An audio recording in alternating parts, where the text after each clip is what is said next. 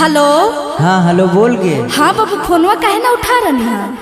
अगे तू पगला उगला के निकी गे की? देवघर हम लिए घर में गांजा पी के तू मातली हाँ नहीं तोरा समझ में आ रहा कि पैदल चल रही है मियाज उज थकल होते बार बार फोनमा तू काहे कर रही? अरे हमरा ध्यान लगल ही पता न कहाँ पहुँचनी है। तले हले सुन लेकिन बार बार फोन नहीं करिए ठीक।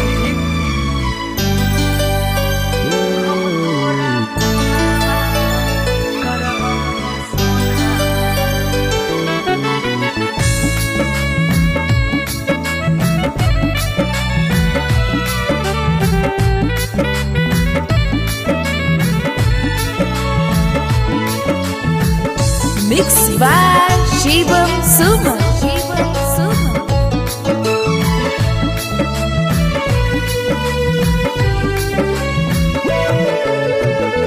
हो गलिया पार बात सुने गे जनुआ बॉर्डर अपना बिहार के। हो गलिया पार बात सुने गे जनुआ बॉर्डर अपना बिहार के। हम तोरा फोनमा करबोगे सोनामा बाबा पर जलावा ढार के। हे गे हम तोरा फोनमा करबोगे सोनामा बाबा पर जलावा ढार के। हम तोरा फोनमा करबोगे सोनामा बाबा पर जलावा ढार के।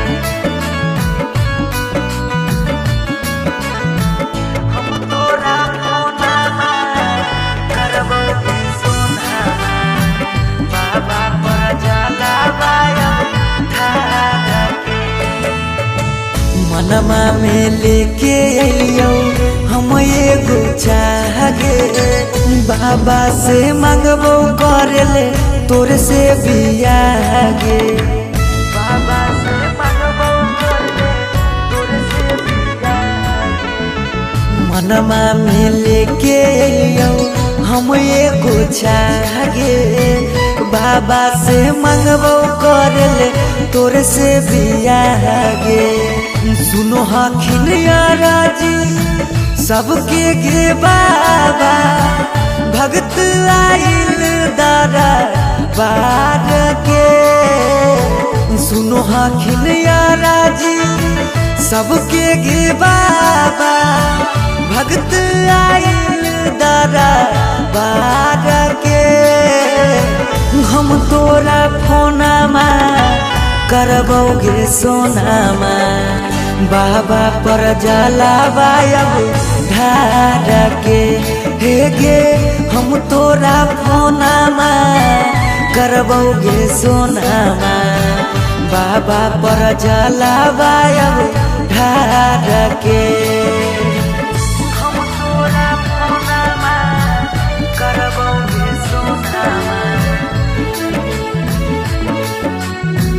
बाबा पर जलावा ढार के। हम तोरा फोनमा करबोगे सोनामा बाबा पर जलावा ढार के। फोनमा करके नहीं हमरा कर परेशान गे हमरा ता लागल है कौ बाबा पर ध्यान गे। हमरा ता लागल है कौ बाबा पर ध्यान गे। फोनमा करके नहीं हमरा करे परेशान गे हमरा ता लागल है कौ बाबा पर ध्यान गे। पीयूष सौरभ सुमन अइबौला उठा के फिर देखिए चमत्कार गे। पीयूष सौरभ अंकित अइतौला उठा के फिर देखिए चमत्कार गे। हम तोरा फोनमा करबोगे सोनामा बाबा पर जलावा अब ढार के हे गे हम तोरा फोनामा करबोगे सोनामा बाबा पर जलावा अब ढार के।